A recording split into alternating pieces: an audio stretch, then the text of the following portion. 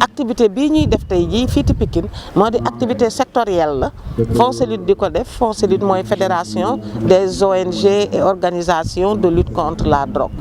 fédération boobu nag nga xamante ni si moo ko def te nga xam ne mi ngi ci Sénégal gi yëpp moom mi ngi fi mu ne nii tey jii dëkk yëpp yi nga xam ni FONSELUD ma nga fa taxaw mi ngi def activité sectorielle bii ñuy def mu jëmale ko nag ci benn panel bu nga xam ne moom la def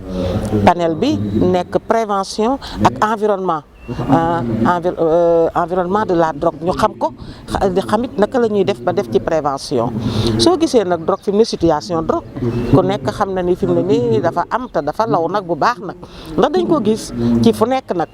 dañ ko gis ci milieu scolaire bi ci école yi drogue baa ngi fu nekk dafa moom mi ngi ci biir famille yi mi ngi ci communauté bi mais mi ngi ci biti nag bu baax a baax lawte bu baax a baax a baax a baax kooku nag laaj na nga xam ko te xamit yan jëfu ak yan matukaay nga war a jël ngir prévenir ko soo déggee nag ñu ni prévention da ngay gis ne prévention dafa am benn fànn bu nga xamante ni dañu ne ñi nga xam ne mësuñu koo laal buñ ko laal mukk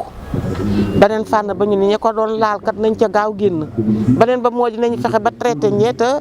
def ay traitement ak prise en charge ba nga xamante ni ñi ca nekkoon aussi man cee génn bu baax et am une société résiliente bu nga xamante ni si ñi ko daan laal am nekk dans la résilience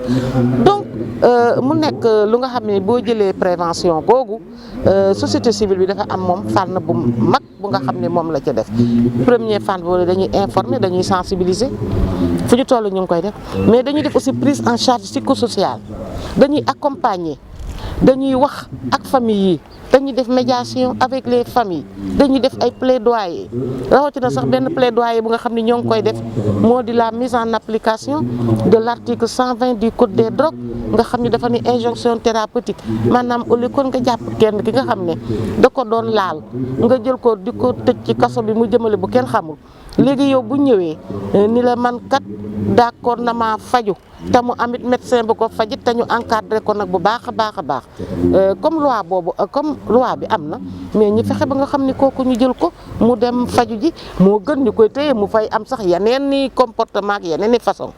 ak nag dañuy def aussi nag taxaw boole nag impliqué communauté de base yi impliqué autorités religieuses yi impliqué les délégués de quartier xam impliqué la presse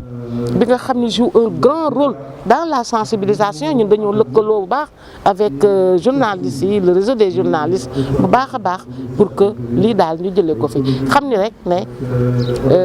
jàpp drogue daal mu jóge fi prévenir ko ak dindi ko fi du affaire société civile ba yëpp du affaire état ba yëpp it bañ nañ ko ba plan stratégique national bi sax nga xam ni mooy thème semaine bi dafa ni une approche dafa ni une réponse globale ku nekk nag da nga caa am nag cër te ku nekk da nga caa def cër ndaxte kat moom sunu affaire la nag ñun ñëpp.